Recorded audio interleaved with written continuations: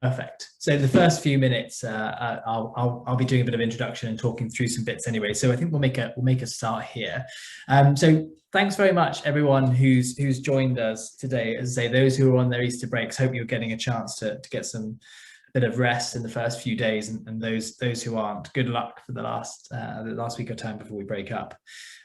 This is the second round of our webinar series on the future of exams.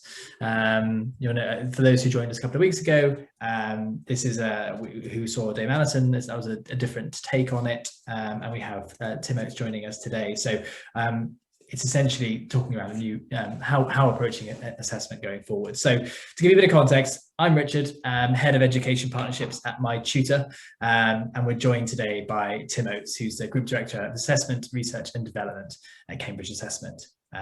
So really, really great to have Tim involved, and thanks for joining us today, Tim.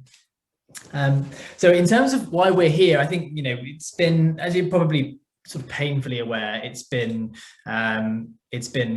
one heck of a year. COVID's put into sharp relief how exams are done. Obviously, it's a novel situation we're finding ourselves in, but last year we had the way exams were the algorithm stuff, and this year we're obviously having it down to teachers' assessment this year. So there's an ongoing rumbling debate about the current GCSE and A-Level assessment models and how fit they are for purpose, and that's been sort of catapulted forward a little bit during COVID. So there are questions on, are exams the best way to measure a children's knowledge and ability? If so, great. How should it be nuanced? If not, what are the alternatives? And so on our agenda today, we've got a brief introduction to us. We also then did a survey on TeacherTapp, for those of you who are familiar with it, about 4,000 tutors, 5,000 teachers, to look at their view on exams. And so I'll show you some of the research that we've had from that. And then we'll jump straight into Tim Oates' presentation on his take, and then we'll have some time at the end there for some Q&A. So very briefly, a little hello from us. We are, I suppose the reason we put these on is we are an online tuition provider in schools, and we're very heavily involved in usually exam year students. So year 11, year 13 is very common, year 10, year 12, a bit more so this year. And so the topic's really, really interesting. And so we match students with university tutors, essentially in 1-to-1 and 3-to-1 learning. This year we've been involved in the government's national tutoring programme, which I think has helped a lot of schools get a lot of additional access to tuition this year, which has been it's an interesting time to do it, but hopefully it's been really valuable to those who have been involved. What we tend to find is that students make about a greater progress over a term, which I don't think is probably overly surprising given the nature. I think we know from the toolkits and things that tuition can be beneficial, but we do our research every year on that. So that's just a bit on us. I think what's more interesting to talk about is this piece around the teacher view on exams, and then Tim's presentation. So first of all, just to give you a bit of a chat about the methodology here, we surveyed 4,700 secondary teachers, and we asked them a few questions. The first was, do you think that generally exams give an accurate and fair picture of a student's knowledge or abilities? In the subjects you teach, what do you think is the best model for assessing knowledge or abilities? And do you think the government should consider reforming things given everything that's gone on? So we asked those three questions, and I think our survey results are fairly interesting. So first thing is that I think the majority of teachers thought that their exams were broadly accurate and fair.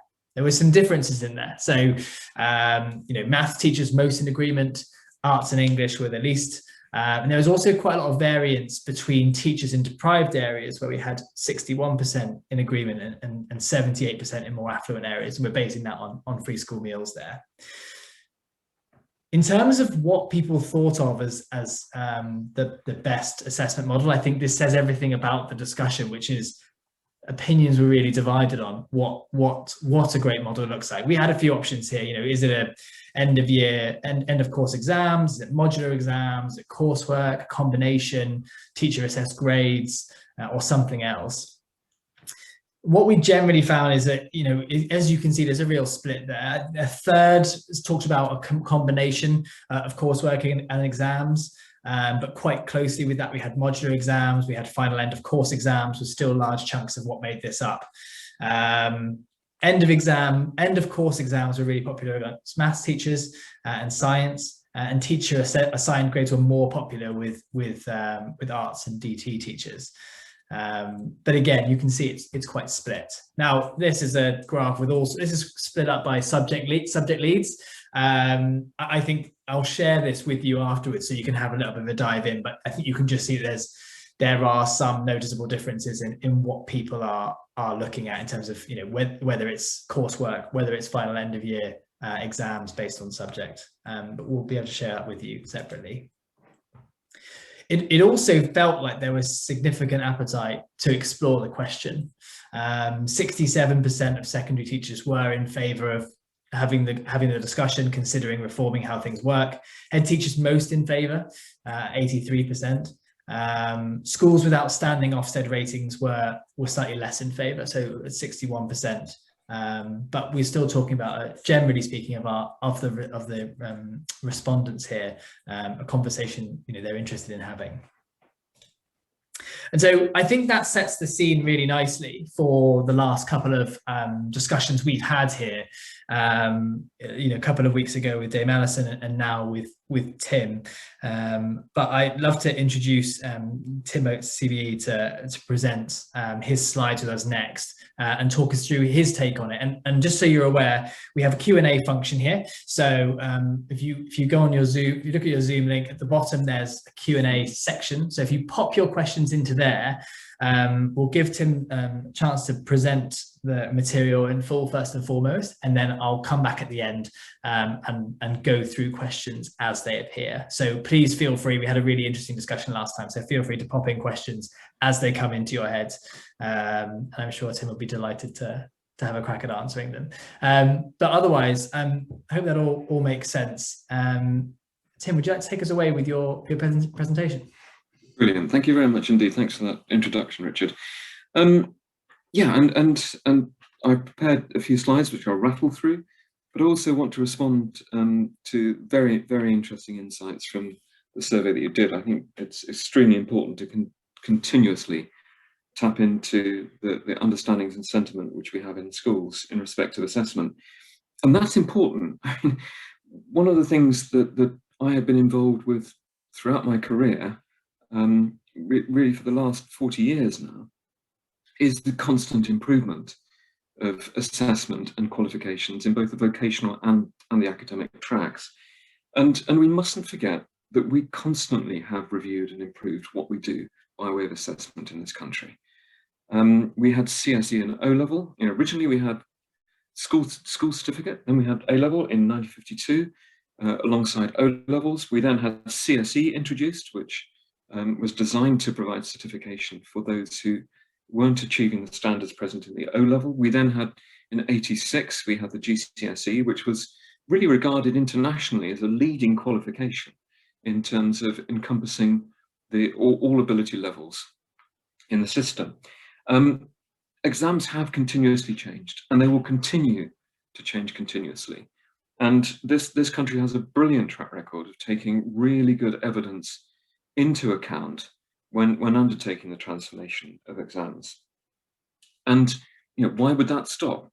There's one reason though for taking it at the right pace, and that is that constant change means that teachers can't focus on one of the most important things in our education system, which was the preparation of brilliant lessons and the provision of feedback to individuals on the basis of how they're learning.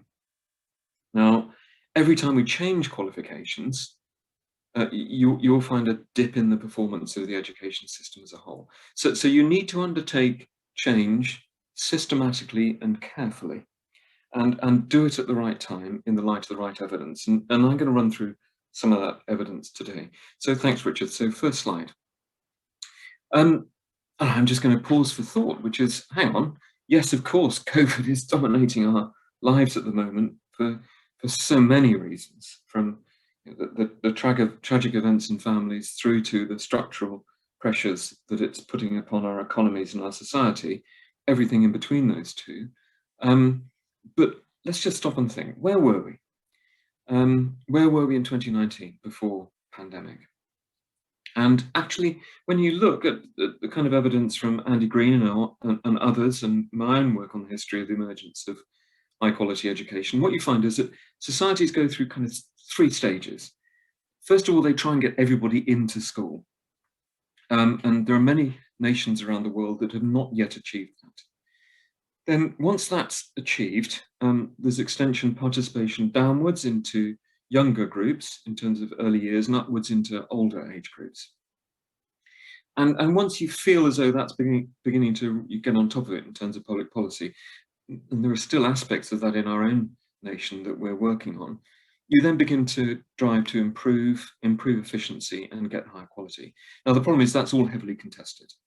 What you actually do to improve education is unbelievably contested. And I'll end this presentation today on some slides which really go through the research on the kind of models and approaches which are most promising in terms of improving the quality of our system and improving its effectiveness. So next slide, please, Richard. So empirically, where were we in 2019? What was the detail? Well, of course, we have found it difficult to respond to pandemic because we weren't wholly prepared for it. And one of the reasons we weren't wholly prepared for it is we didn't have vast amounts of spare resource in our system. And highly developed education systems are efficient. They run relatively lean. So it was a big shock. Where did we get the resource from? Extra time and the effort which schools and teachers have put into putting new arrangements in place.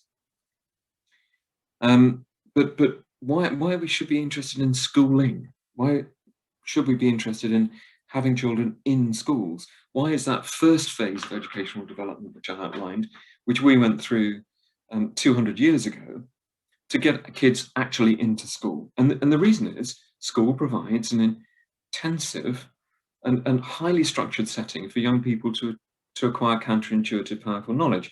Now that phrase is important. It's Michael Young's work on counterintuitive, powerful knowledge. In other words, left to yourself, you're not going to understand the heliocentric notion of the solar system. You're not going to you're not yourself going to rediscover the idea of the unconscious.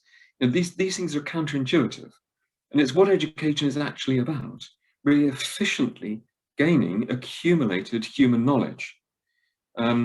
Matthew Arnold standing on the shoulders of giants, just doing that quickly. And so the rapid acquisition of counterintuitive knowledge permeates all subjects: arts, humanities, sciences. It's hard to acquire otherwise, and it's hard to acquire through everyday experience. And you harness individual and social learning to achieve it. That's what schools are, and they're brilliant places for doing that, with highly professionalized staff supporting sophisticated and complex processes. But policy on how to improve that is heavily contested. Now, where were we in England in 2019? And bucking our own historical trend and bucking the trend internationally, now we were improving.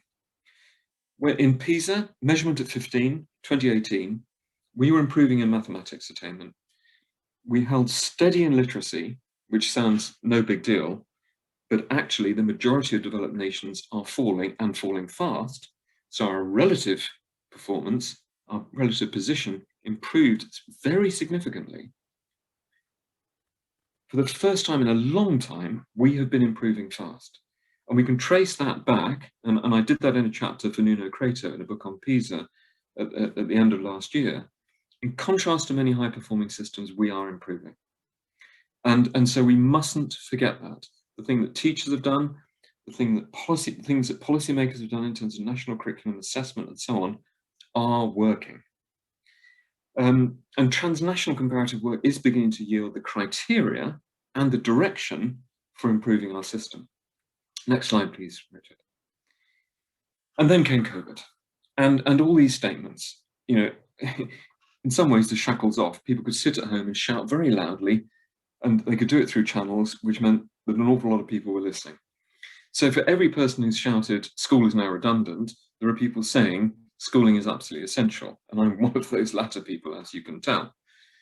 Secondly, exams are totally outmoded, but access to exams is fundamental because they're fair, and so on. Online learning can open access for all, but then we've seen the data. Online learning has seriously opened up gross inequalities, and it's not just to do with the availability of kit or a flat surface to put that kit on. It's far more complex than that. We've got massive inequalities opening up. 4, what we've done in the past, people have said, is totally inadequate, and we need to return to normal as soon as possible. And both of those are problematic.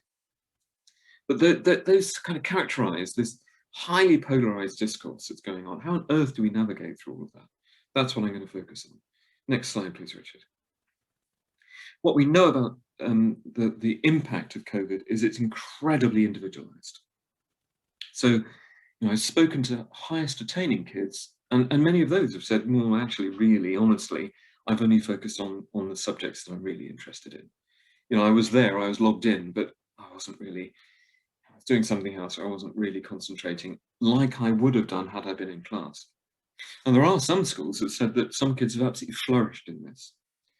And of course, we have, through the IFS work, the work at EEF and others, we know of families and individuals who've found the lockdown incredibly demanding and difficult in terms of sustained learning, with some really reporting very, very low levels of participation and outcome. So it's heavily individualized. Now, one of the things I'll come on to is, does that mean we just need to get kids back to school and just go really quickly to make up all of the gaps which have opened up? And the evidence is absolutely not. That's not what we should do, and I'll come on to that. But we know from the research that it's highly individualized.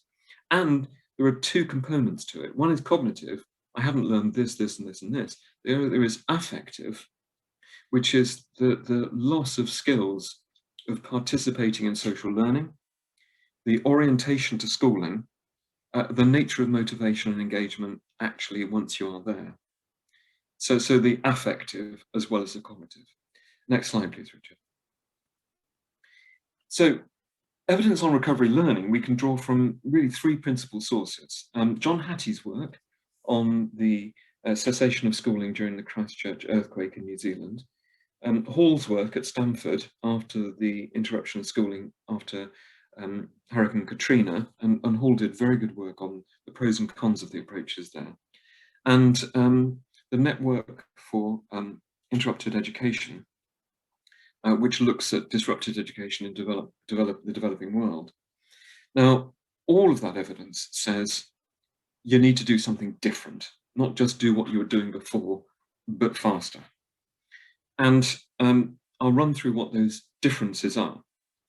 From New Zealand, what John identified is that if you do these things, you can actually attain higher standards than would have been the case had the interruption to learning not occurred. And that was detailed and precise research which indicated that was absolutely the case in terms of the New Zealand setting.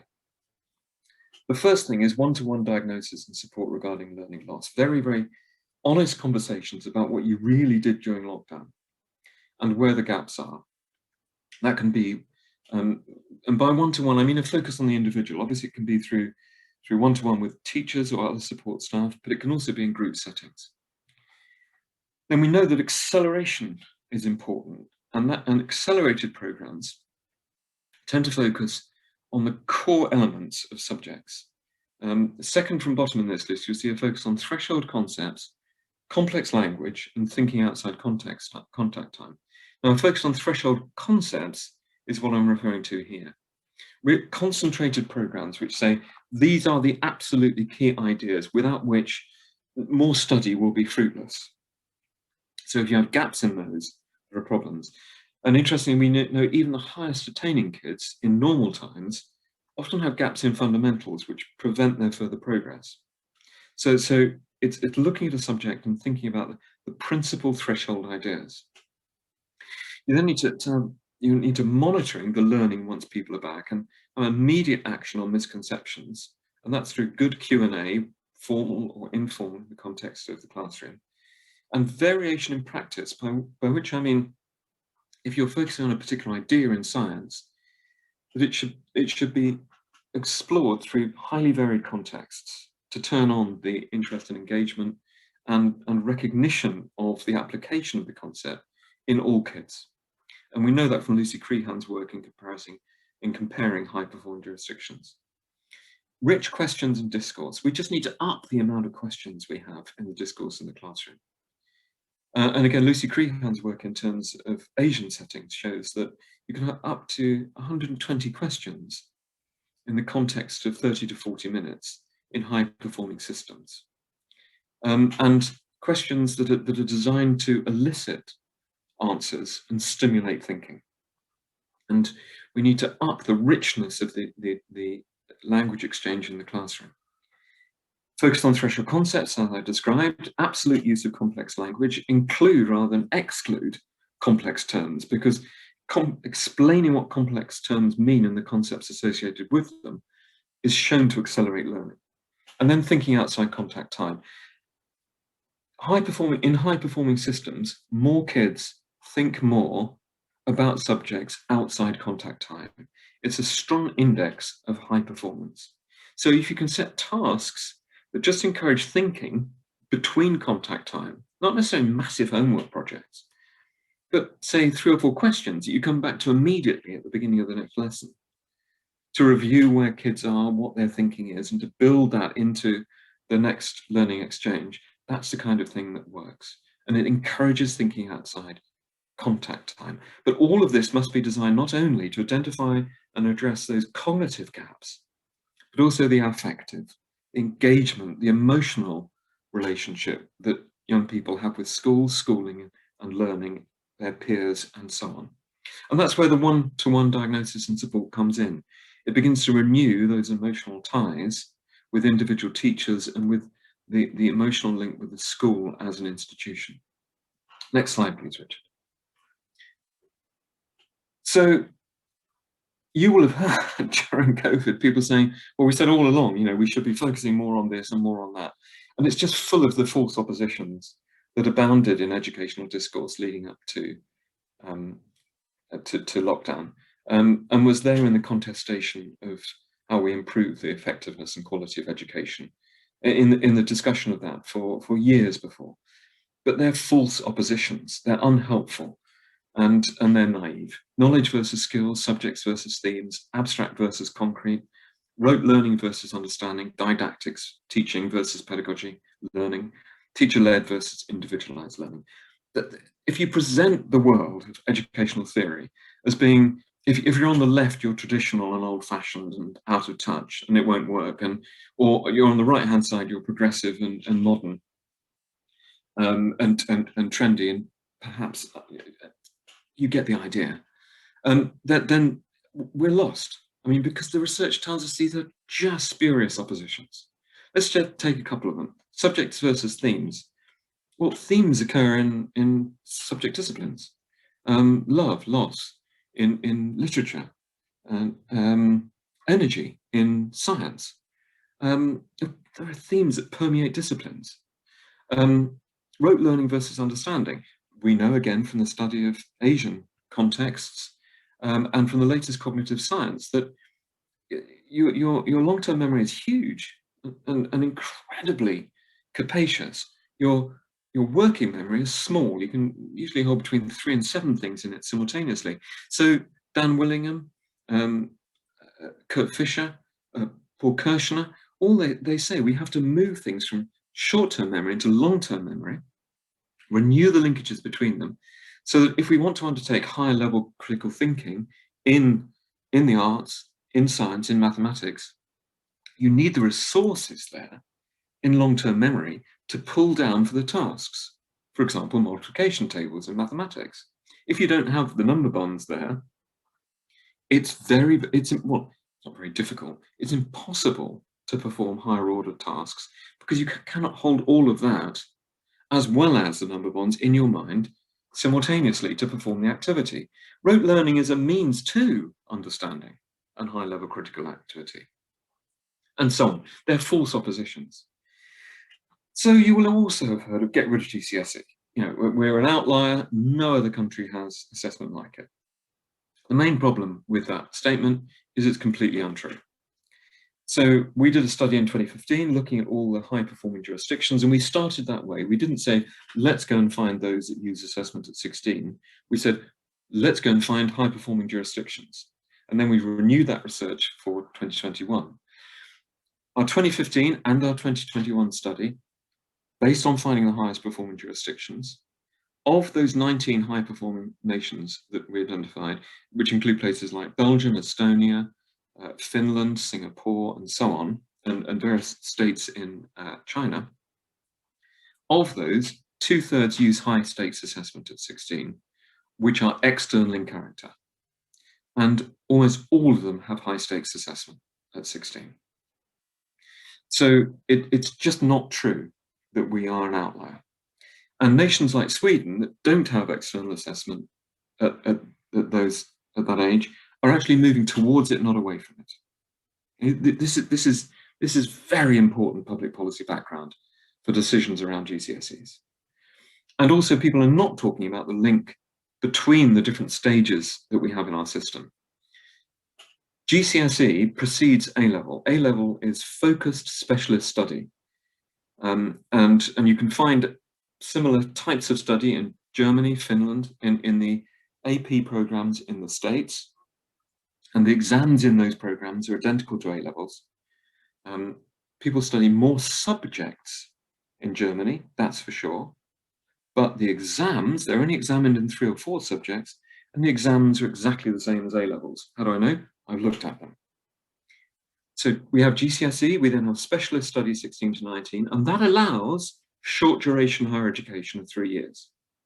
Now, many other nations that don't have specialist education 16 to 19, because they don't have assessments at the end of 16, have 4-year degrees.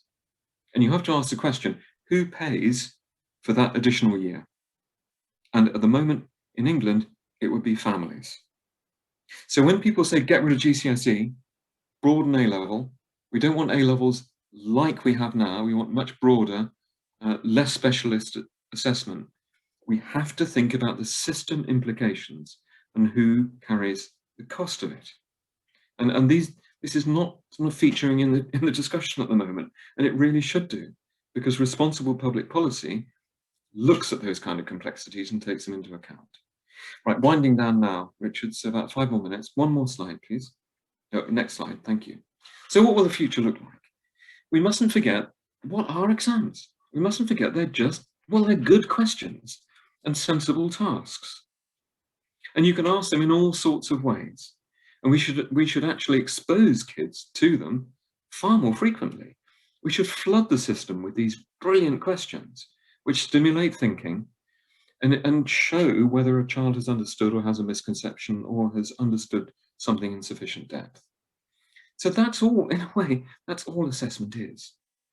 Now, can we improve that? First of all, we should have much more assessment of a different kind. We should integrate these questions much more into normal learning processes, because they're really good questions. And that's exactly what Isaac Physics has done with old exam questions shown on screen, which can be taken at any time, and the hits have gone up to 150,000 a day. People love these demanding questions because it helps them to think and work through the subject and through particular topics. So we need to flood the system with these questions and use them to stimulate really high quality learning in depth. Yes, we should perhaps look at the combination that we have of ongoing assessment and summative and synoptic assessment that occurs at the end of programs. It remains sensible to ask questions at the end of programs because, after all, that's when you've had maximum learning time. And in medicine, we ask questions all the way along and then again at the end because we really, really want to know that those people know this stuff. When we can learn a lot from vocational assessment in terms of what we do in GCSEs and A-Levels. But we need to look at this balance, and it will make our assessments potentially more resilient because we'll have more evidence as we go along. But we mustn't lapse into the kind of credit-based mentality that we have in the States, which is do a small block of learning, be assessed on it, and then forget it and move on. We need to avoid problematic models of individualized learning and self-directed study. Now, there are certain models of individualized learning which are very good, and I've outlined some of them today. And there are some, everybody on their own, at their own pace and so on, studying their own curriculum, which are very problematic, both in terms of classroom management and in terms of self-fulfilling prophecies of low performance.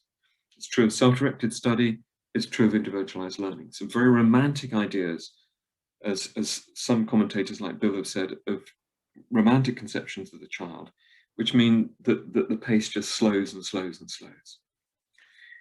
We do probably need to look at comparable outcomes, and really standards, we've had to forego continuity with historical standards in 21 and 22.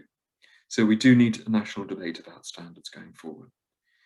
And we need a lot of improvement in the way in which we use the data from assessment. Many people want to get rid of exams because of the way that we use the data in accountability. Scratch beneath get rid of GCSEs, and a lot of people just want to get rid of GCSEs because that would be the easiest way of reducing the impact of accountability. Again, we have to look at the complexity of that. Most systems, high-performing systems, have accountability, including Finland. Right, final slide, Richard. So, breathlessly, principles. Okay, what does research tell us about what we should use for future learning, not just future assessment? Early literacy and numeracy are vital foundations for broad and balanced learning. We've still got far too many kids coming into Key Stage 3 with inappropriate and depressed levels of literacy and numeracy. Big problems still with number. We have to use all those lessons from recovery learning and apply them in Key Stage 3. We need to keep doing what we're doing in recovery learning, because that will definitely underpin learning of the future. Curriculum coherence, we need to make sure that everything lines up. Teaching, materials, the curriculum, assessment. Bill Schmidt's work on focus, rigor and coherence. Curriculum coherence predicts high performance. Thirdly, curriculum and its assessment and all other requirements should be a manageable load for teachers and schools, and it's not at the moment. There's a lot of evidence from the surveys that the government has been doing and associations that there are elements of tasks, triple marking and so on, that just shouldn't be present in the teacher's workload.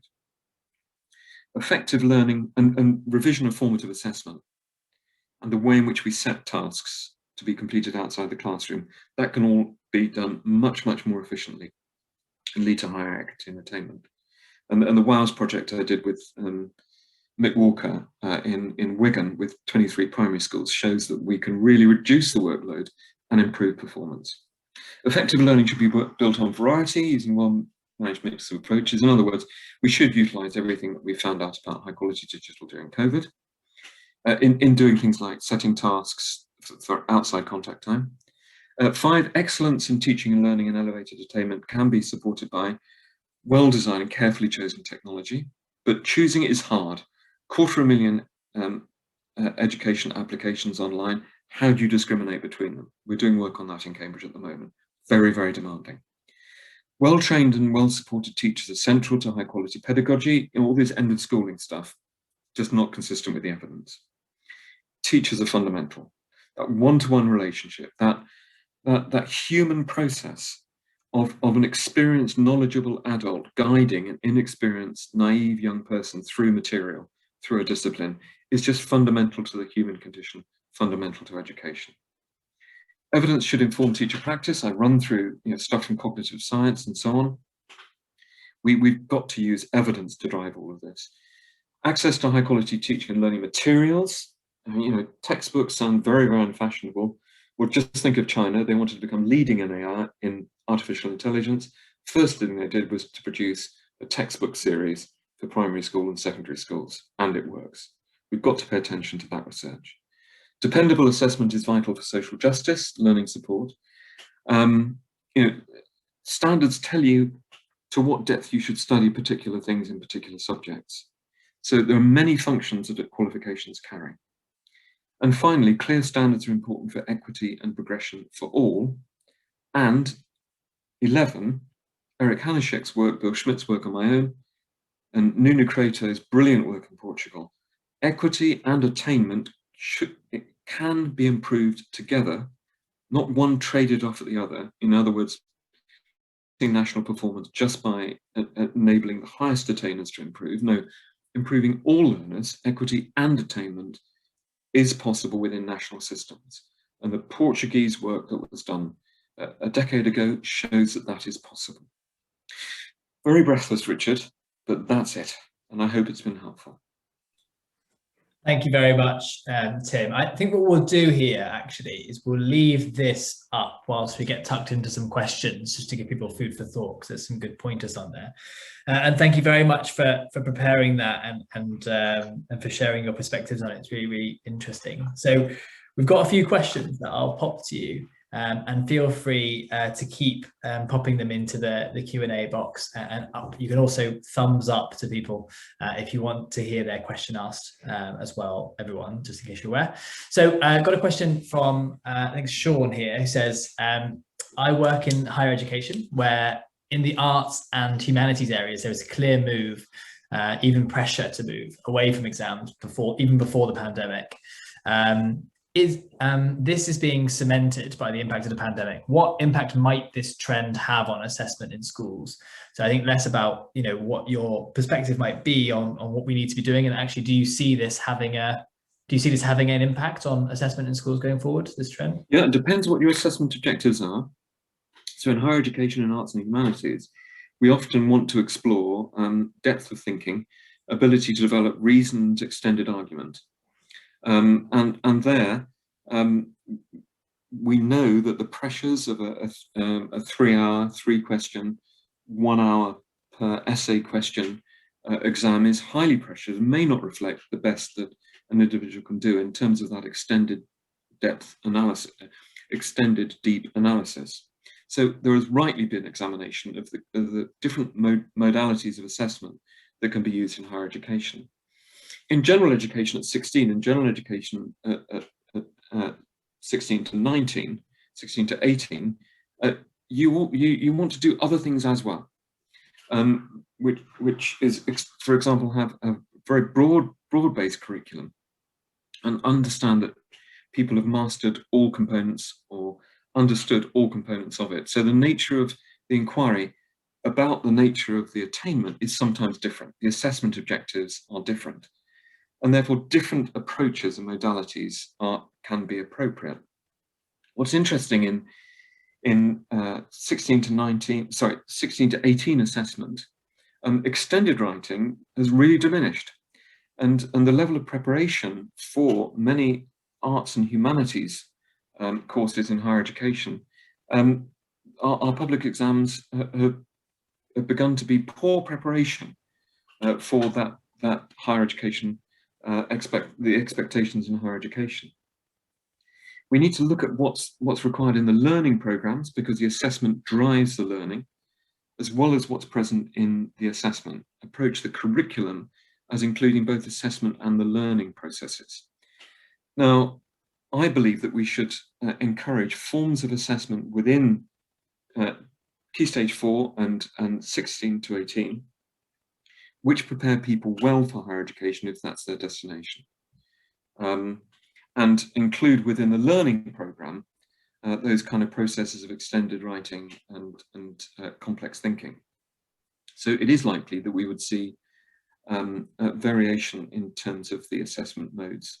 And we have done that in the past. We've had more varied assessment modes in the past. But we also have many more people doing A-levels, triage, as it were, and selection and admissions is part of the purpose of A-level. And so you want to put people along a much more finely grained scale than you do in higher education, because you're using the evidence for admissions. And therefore, the idea of retaining exams at A-level and GCSE will probably still need to be present in the system for the admissions purposes to which we put them. So I think, yes, some trickle down in terms of change of assessment processes from higher education to A-level and GCSE, but we have to keep a very, very clear eye on the precise purposes of the different assessments at the different phases of education. Thank you, Tim. I hope that answers your question there, Sean. And we've got a slightly different one here from Holly. I think she's referring to the questions that you mentioned, the system generating for ongoing assessment, this questioning technique that I think it was something that you guys are doing, where you generate questions and students are able to they're accessed 150,000 times or something else in the last year or so. Yeah, that was Isaac Physics, which is Mark Exactly. Warner and Lisa Jardine Wright's an application which is available online and soon to be available Isaac Computing as well. It won a gold prize at the Physics Awards, Institute of Physics Awards. Yeah. Now what Isaac Physics does is make available old exam questions, but in a form that is really supportive of learning. So a question appears, and then you've got a series of hints along the top, and you can do this in your own time, and you can get as many hints as you want. Even the best students tend to get one hint to get an inkling as to whether they're on the right track. Now these are just, I mean, well, they are old exam questions. My favorite is from the 1920s. So it's 100 years old in that application. They're really, really good questions. I was doing some observational work in a Chinese classroom, and I said, that is a very interesting question. When was that first used? And the teacher actually knew, 1601. It was first used in mathematics education in China. Now, good questions you can just use over and over and over and over again. And Robin Miller has done excellent work in science, actually identifying what these questions are. And there's a lovely one in primary where you put two vessels onto a digital scale, one with some sugar in, one with some water in. And the question is, what happens to the weight when I put the sugar in the water? And it's amazing what the kids say. And a lot of them are in error, but the errors reveal their thinking and actually enable the group of kids where this discussion is taking place to really think about how they think, why certain things aren't true, why some things are true.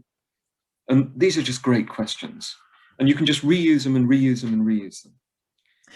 And if we flood the system with questions, we can use them in formal exams, because nobody will be able to memorize the answer to all of them. And we can use them to really enrich learning. So that's what I mean by these kind of questions. And in some cases in Chinese classrooms, they'll ask a question and the teacher won't give the answer. He'll keep on going around he or she will go around the class gathering answers and then ask the kids as to which they think is the right answer and which is the wrong answer, again, to reveal thinking. And we just don't do that enough in our classrooms in England. I think partially because we're too anxious about moving through content. We have to move at pace, otherwise we're worried about not keeping up to speed. So that's interesting, actually, Tia, because I think to Holly's point, I think her question, I think I could probably sense your answer to this, is sort of, is there a place for a more centralized system that's generating these questions to be used for schools all over? Like, is there a place for that to be something that's very centralized? Well, that's what Isaac Physics actually does. It makes them available online, and you just dive in.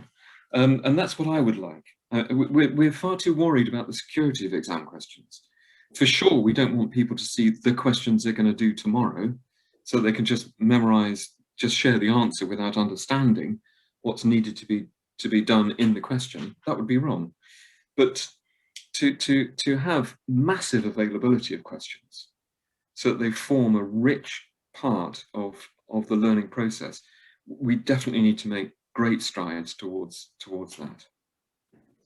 It's really interesting. Hopefully that was useful there, Holly. I'm sure we ask, we'll probably get links to a few things. There's a question in here as well, Tim, about sort of whether you'd be willing to provide references for a few of the things you've shared in this talk today. I think that some people would benefit from sort of reading up a little bit further on your ideas and some of the work that you've done. Is that something you'll be able to do? Yes, for sure. And we actually have a version of this slide which actually lists all of the research underpinning each of these principles. Brilliant. Well, that will be fab. Thank you. Sally has also dropped your question. Said thank you. First of all, it's been very useful, very interesting. So she mentioned that you outlined what was effective following the Christchurch earthquakes. You also mentioned stuff from Hurricane Katrina. Were the findings there similar? They weren't, and I think it's something to do with size and culture and tradition, and the state of development of the education system and background social factors. The southern states are a very different context to New Zealand, and the education system is really assuming a different form and so on. And I think we saw some of those things, particularly the deprivation in the southern states coming out of the data. But Hall's work from Stanford, and I can give the reference, actually begins to explore all of this. But in some schools, and because of the kind of autonomy that you find in school districts in America, there was more variation in the application of approaches, whereas there was a far more systematic approach to considering what needed to be done in the New Zealand setting. New Zealand, it was all about really integrating kids back into schooling, one-to-one and group work to identify gaps, development of support materials, and focus on threshold key concepts and content in disciplines. Quite unified, good networking between the schools to establish these approaches, sharing of practice in developing the recovery learning. John Hattie has got a couple of articles which describe it very well. Katrina was somewhat different and much more autonomy amongst the schools.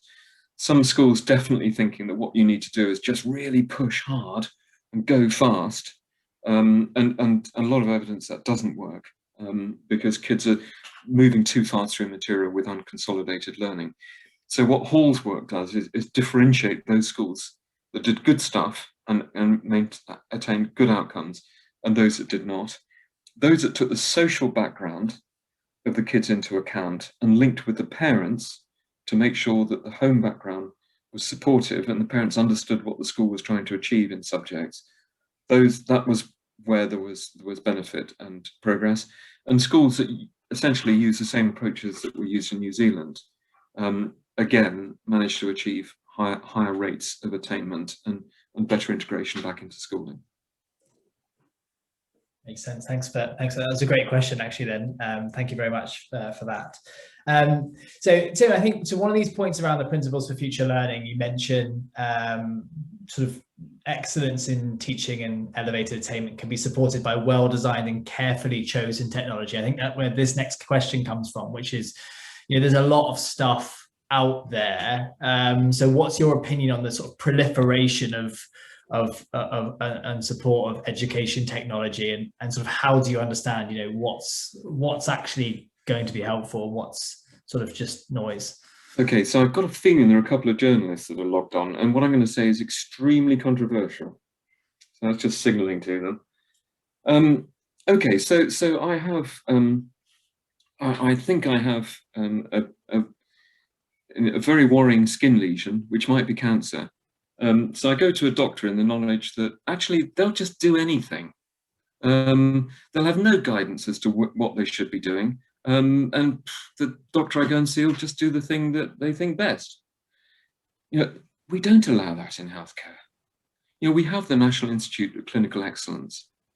We have protocols. We have the means of differentiating those treatments that are good and work, and how and for whom, and those that are downright dangerous and should be excluded from our health service. Now, we have a world of educational technology, and it differs in so many respects. Sometimes it can just be an ebook. YouTube is an educational research, and a brilliant one. Right through to learning environments which are adaptive and respond to what each child is doing. Now, the problem is the quality is hugely variable, and the impact highly variable. And at the moment, we have no means of systematically identifying quality and actually triaging, actually discriminating between those that will improve both equity and attainment, and those that are problematic. And I have seen some that are problematic. Some, for example, that route kids through material. Some which contain errors, by the way, and others which route kids through material so that they never get to see the more demanding material.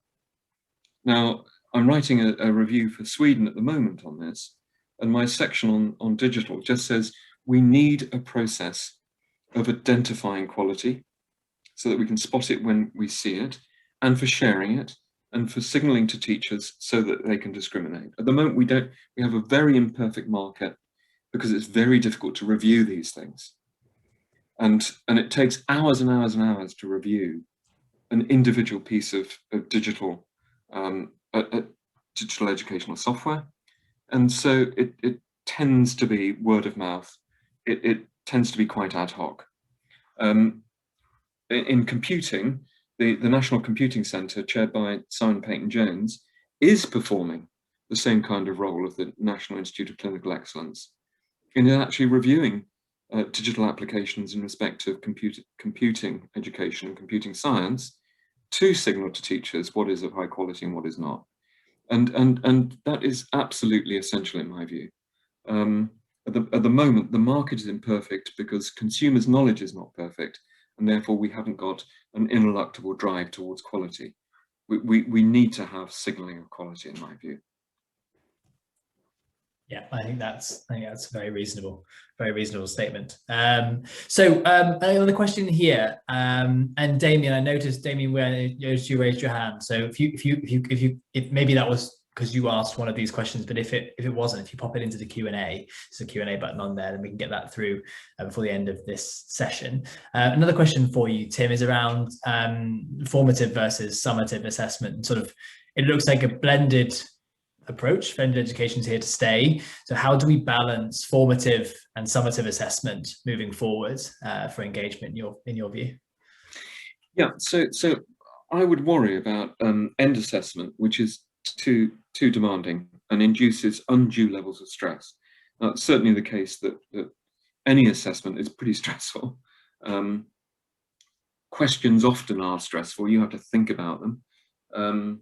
You know, whether that question is, oh, where did you leave the car keys, or what will happen when I put this reagent in? You know, it's questions can be quite stressful. So the fact they all fall on in a relatively short period of time in summer across 9 or so subjects at GCSE, that's tricky. And so if we can rebalance where we're drawing the evidence from, that would be good. I think formative assessment, the same questions can be used for formative and for summative. That's something that Paul Newton and Robert Coe say. The only thing which differs between formative and summative is how you use the outcomes from the question. I'm not so sure about that, because Dylan, William and myself, we've looked at questions, and some questions are just really good for formative purposes.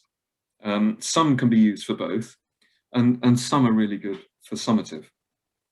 And I'll illustrate the summative ones. So, for example, I've done work in medical education where some questions force you to bring together all of your knowledge across the whole of the program.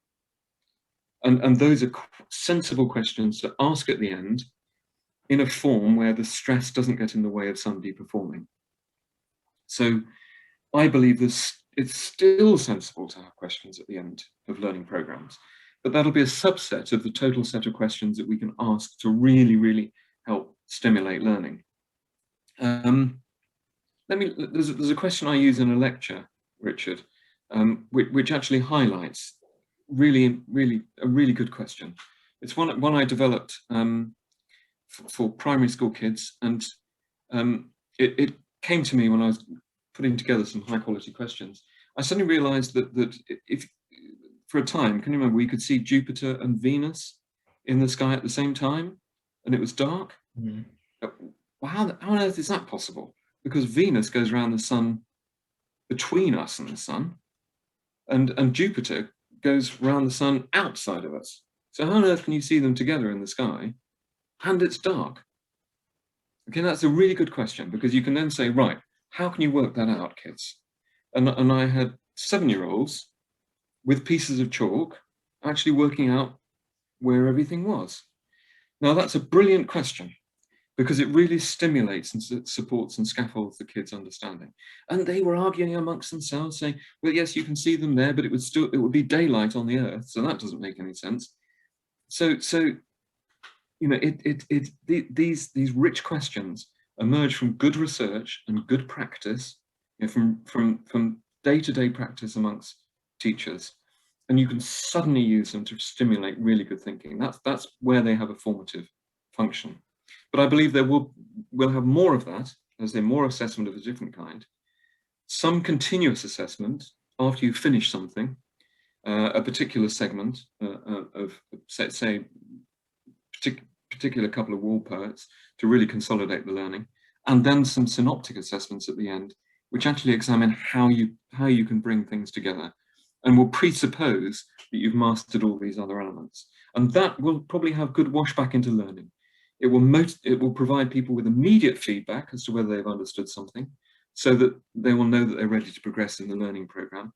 And the end assessment will be sufficiently signaling that you need to continuously learn and bring everything together to really stimulate motivation to acquire the discipline knowledge as you progress. That's really interesting. Actually, thank you very much for sharing that. And I think that was, in what can only be described as perfect timing, the last question we had for you there, Tim. So I think that's a good note for us to say thank you very, very much for being such an interesting guest speaker and bringing all of that to the table. I think we'll ask nicely if you wouldn't mind sharing that that citation page with us. We can pass that around. And thank you to everyone who attended today. I hope you found it valuable. Apologies if you, well, I think we've got a thanks in there, but actually I think we got through all the questions, which was wonderful.